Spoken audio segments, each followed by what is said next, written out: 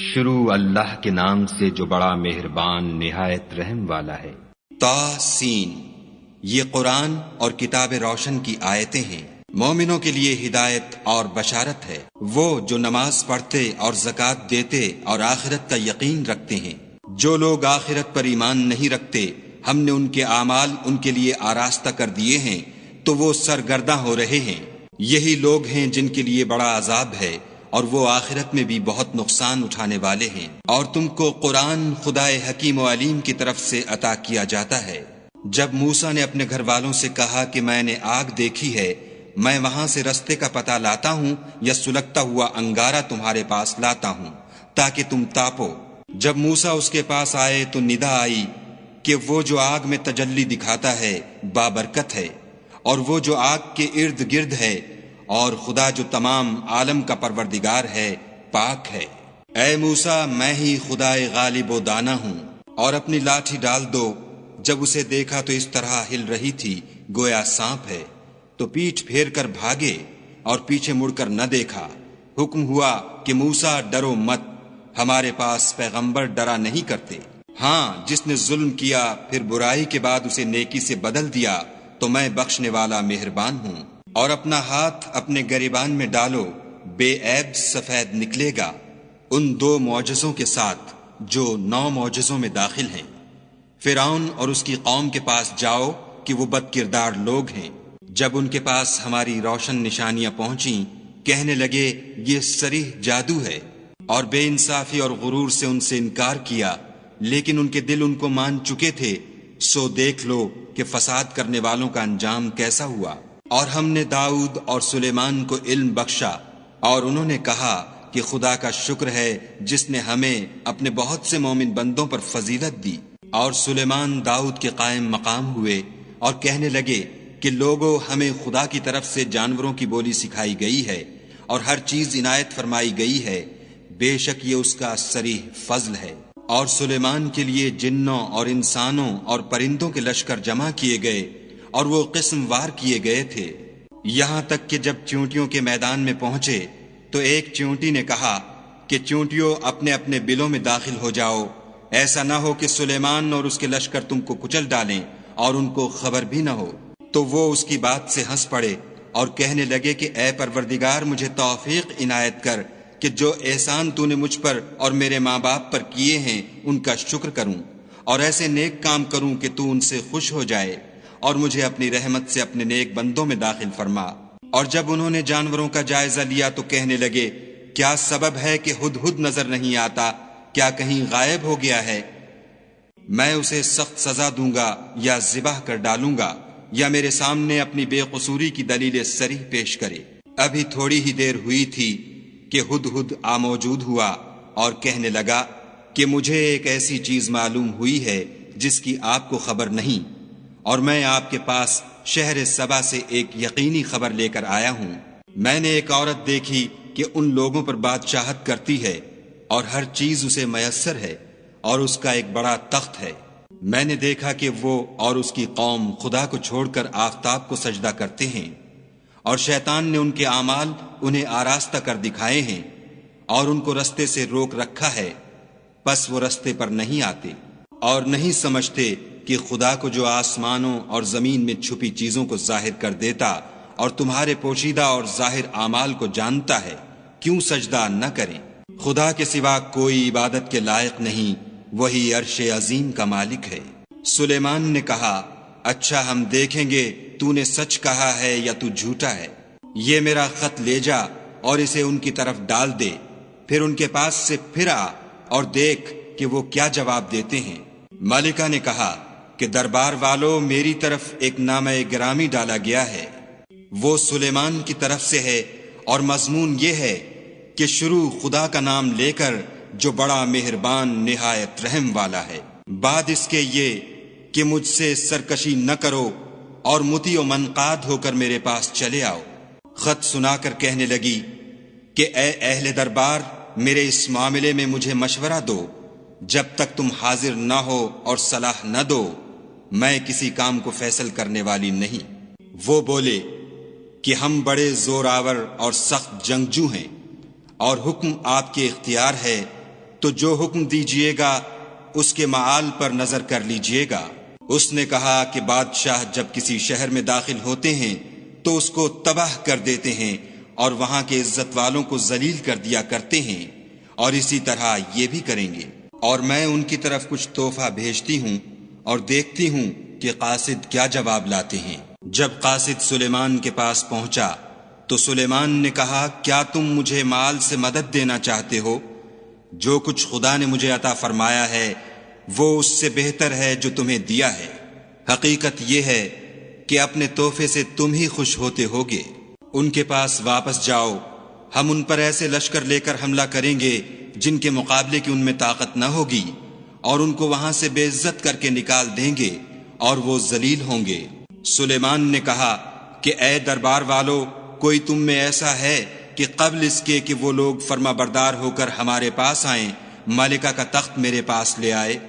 جنات میں سے ایک قوی ہیکل جن نے کہا کہ قبل اس کے کہ آپ اپنی جگہ سے اٹھیں میں اس کو آپ کے پاس لا حاضر کرتا ہوں، اور مجھے اس پر قدرت بھی حاصل ہے اور امانت دار بھی ہوں۔ ایک شخص جس کو کتاب الہی کا علم تھا کہنے لگا کہ میں آپ کی آنکھ کے جھپکنے سے پہلے اسے آپ کے پاس حاضر کیے دیتا ہوں۔ جب سلیمان نے تخت کو اپنے پاس رکھا ہوا دیکھا تو کہا کہ یہ میرے پروردگار کا فضل ہے تاکہ مجھے آزمائے کہ میں شکر کرتا ہوں یا کفران نعمت کرتا ہوں، اور جو شکر کرتا ہے تو اپنے ہی فائدے کے لیے شکر کرتا ہے، اور جو ناشکری کرتا ہے تو میرا پروردگار بے پرواہ اور کرم کرنے والا ہے۔ سلیمان نے کہا کہ ملکہ کے امتحان عقل کے لیے اس کے تخت کی صورت بدل دو، دیکھیں کہ وہ سوجھ بوجھ رکھتی ہے یا ان لوگوں میں سے ہے جو سوجھ نہیں رکھتے۔ جب وہ آ پہنچی تو پوچھا گیا کہ کیا آپ کا تخت بھی اسی طرح کا ہے؟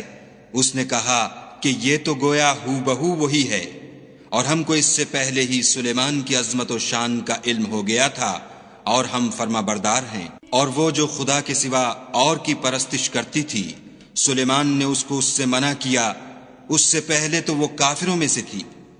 پھر اس سے کہا گیا کہ محل میں چلیے۔ جب اس نے اس کے فرش کو دیکھا تو اسے پانی کا حوض سمجھا اور کپڑا اٹھا کر اپنی پنڈلیاں کھول دیں۔ سلیمان نے کہا یہ ایسا محل ہے جس کے نیچے بھی شیشے جڑے ہوئے ہیں۔ وہ بول اٹھی کہ پروردگار، میں اپنے آپ پر ظلم کرتی رہی تھی، اور اب میں سلیمان کے ہاتھ پر خدائے رب العالمین پر ایمان لاتی ہوں۔ اور ہم نے سمود کی طرف ان کے بھائی صالح کو بھیجا کہ خدا کی عبادت کرو، تو وہ دو فریق ہو کر آپس میں جھگڑنے لگے۔ صالح نے کہا کہ اے قوم، تم بھلائی سے پہلے برائی کے لیے کیوں جلدی کرتے ہو، اور خدا سے بخشش کیوں نہیں مانگتے تاکہ تم پر رحم کیا جائے؟ وہ کہنے لگے کہ تم اور تمہارے ساتھی ہمارے لیے شگون بد ہیں۔ صالح نے کہا کہ تمہاری بدشگونی خدا کی طرف سے ہے، بلکہ تم ایسے لوگ ہو جن کی آزمائش کی جاتی ہے۔ اور شہر میں 9 شخص تھے جو ملک میں فساد کیا کرتے تھے اور اصلاح سے کام نہیں لیتے تھے۔ کہنے لگے کہ خدا کی قسم کھاؤ کہ ہم رات کو اس پر اور اس کے گھر والوں پر شب خون ماریں گے، پھر اس کے وارثوں سے کہہ دیں گے کہ ہم تو اس کے گھر والوں کے موقع ہلاکت پر گئے ہی نہیں، اور ہم سچ کہتے ہیں۔ اور وہ ایک چال چلے اور ہم بھی ایک چال چلے، اور ان کو کچھ خبر نہ ہوئی۔ تو دیکھ لو کہ ان کی چال کا انجام کیسا ہوا۔ ہم نے ان کو اور ان کی قوم سب کو ہلاک کر ڈالا۔ اب یہ ان کے گھر ان کے ظلم کے سبب خالی پڑے ہیں۔ جو لوگ دانش رکھتے ہیں ان کے لیے اس میں نشانی ہے، اور جو لوگ ایمان لائے اور ڈرتے تھے ان کو ہم نے نجات دی۔ اور لوط کو یاد کرو جب انہوں نے اپنی قوم سے کہا کہ تم بے حیائی کے کام کیوں کرتے ہو، اور تم دیکھتے ہو کیا تم عورتوں کو چھوڑ کر لذت حاصل کرنے کے لیے مردوں کی طرف مائل ہوتے ہو؟ حقیقت یہ ہے کہ تم احمق لوگ ہو۔ تو ان کی قوم کے لوگ بولے تو یہ بولے، اور اس کے سوا ان کا کچھ جواب نہ تھا کہ لوط کے گھر والوں کو اپنے شہر سے نکال دو، یہ لوگ پاک بننا چاہتے ہیں۔ تو ہم نے ان کو اور ان کے گھر والوں کو نجات دی، مگر ان کی بیوی کہ اس کی نسبت ہم نے مقرر کر رکھا تھا کہ وہ پیچھے رہنے والوں میں ہوگی۔ اور ہم نے ان پر مہ برسایا، سو جو مہ ان لوگوں پر برسا جن کو متنبع کر دیا گیا تھا برا تھا۔ کہہ دو کہ سب تعریف خدا ہی کو سزاوار ہے، اور اس کے بندوں پر سلام ہے جن کو اس نے منتخب فرمایا۔ بھلا خدا بہتر ہے یا وہ جن کو یہ اس کا شریک بناتے ہیں؟ بھلا کس نے آسمانوں اور زمین کو پیدا کیا، اور کس نے تمہارے لیے آسمان سے پانی برسایا؟ ہم نے، پھر ہم نے اس سے سرسبز باغ اگائے۔ تمہارا کام تو نہ تھا کہ تم ان کے درختوں کو اگاتے، تو کیا خدا کے ساتھ کوئی اور بھی معبود ہے؟ ہرگز نہیں، بلکہ یہ لوگ رستے سے الگ ہو رہے ہیں۔ بھلا کس نے زمین کو قرارگاہ بنایا اور اس کے بیچ نہریں بنائیں اور اس کے لیے پہاڑ بنائے، اور کس نے دو دریاؤں کے بیچ اوٹ بنائی؟ یہ سب کچھ خدا نے بنایا، تو کیا خدا کے ساتھ کوئی اور معبود بھی ہے؟ ہرگز نہیں، بلکہ ان میں اکثر دانش نہیں رکھتے۔ بھلا کون بے قرار کی التجا قبول کرتا ہے جب وہ اس سے دعا کرتا ہے، اور کون اس کی تکلیف کو دور کرتا ہے، اور کون تم کو زمین میں اگلوں کا جانشین بناتا ہے؟ یہ سب کچھ خدا کرتا ہے، تو کیا خدا کے ساتھ کوئی اور معبود بھی ہے؟ ہرگز نہیں، مگر تم بہت کم غور کرتے ہو۔ بھلا کون تم کو جنگل اور دریا کے اندھیروں میں رستہ بتاتا، اور کون ہواؤں کو اپنی رحمت کے آگے خوشخبری بنا کر بھیجتا ہے؟ یہ سب کچھ خدا کرتا ہے، تو کیا خدا کے ساتھ کوئی اور معبود بھی ہے؟ ہرگز نہیں۔ یہ لوگ جو شرک کرتے ہیں، خدا کی شان اس سے بلند ہے۔ بھلا کون خلقت کو پہلی بار پیدا کرتا، پھر اس کو بار بار پیدا کرتا رہتا ہے؟ اور کون تم کو آسمان اور زمین سے رزق دیتا ہے؟ یہ سب کچھ خدا کرتا ہے، تو کیا خدا کے ساتھ کوئی اور معبود بھی ہے؟ ہرگز نہیں۔ کہہ دو کہ مشرکو، اگر تم سچے ہو تو دلیل پیش کرو۔ کہہ دو کہ جو لوگ آسمانوں اور زمین میں ہیں خدا کے سوا غیب کی باتیں نہیں جانتے، اور نہ یہ جانتے ہیں کہ کب زندہ کر کے اٹھائے جائیں گے، بلکہ آخرت کے بارے میں ان کا علم منتہی ہو چکا ہے، بلکہ وہ اس سے شک میں ہیں، بلکہ اس سے اندھے ہو رہے ہیں۔ اور جو لوگ کافر ہیں کہتے ہیں کہ جب ہم اور ہمارے باپ دادا مٹی ہو جائیں گے تو کیا ہم پھر قبروں سے نکالے جائیں گے؟ یہ وعدہ ہم سے اور ہمارے باپ دادا سے پہلے سے ہوتا چلا آیا ہے۔ کہاں کا اٹھنا اور کیسی قیامت، یہ تو صرف پہلے لوگوں کی کہانیاں ہیں۔ کہہ دو کہ ملک میں چلو پھرو، پھر دیکھو کہ گناہ گاروں کا انجام کیا ہوا، اور ان کے حال پر غم نہ کرنا، اور نہ ان چالوں سے جو یہ کر رہے ہیں تنگ دل ہونا، اور کہتے ہیں کہ اگر تم سچے ہو تو یہ وعدہ کب پورا ہوگا؟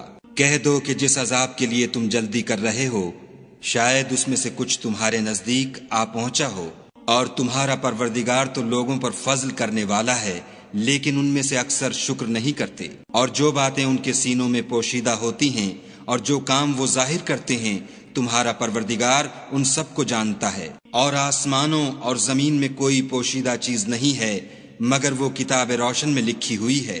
بے شک یہ قرآن بنی اسرائیل کے سامنے اکثر باتیں جن میں وہ اختلاف کرتے ہیں بیان کر دیتا ہے، اور بے شک یہ مومنوں کے لیے ہدایت اور رحمت ہے۔ تمہارا پروردگار قیامت کے روز ان میں اپنے حکم سے فیصلہ کر دے گا، اور وہ غالب اور علم والا ہے۔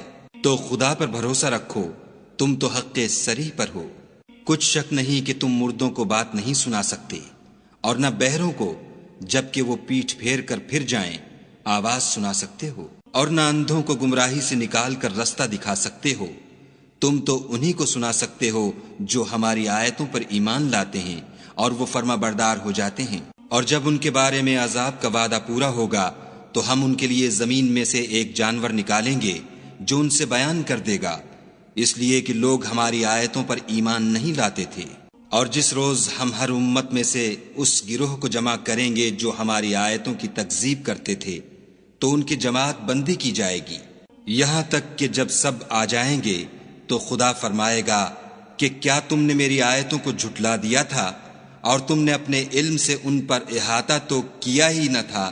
بھلا تم کیا کرتے تھے؟ اور ان کے ظلم کے سبب ان کے حق میں وعدہ عذاب پورا ہو کر رہے گا تو وہ بول بھی نہ سکیں گے۔ کیا انہوں نے نہیں دیکھا کہ ہم نے رات کو اس لیے بنایا ہے کہ اس میں آرام کریں، اور دن کو روشن بنایا ہے کہ اس میں کام کریں؟ بے شک اس میں مومن لوگوں کے لیے نشانیاں ہیں۔ اور جس روز سور پھونکا جائے گا تو جو لوگ آسمانوں اور جو زمین میں ہیں سب گھبرا اٹھیں گے، مگر وہ جسے خدا چاہے اور سب اس کے پاس عاجز ہو کر چلے آئیں گے۔ اور تم پہاڑوں کو دیکھتے ہو تو خیال کرتے ہو کہ اپنی جگہ پر کھڑے ہیں، مگر وہ اس روز اس طرح اڑتے پھریں گے جیسے بادل۔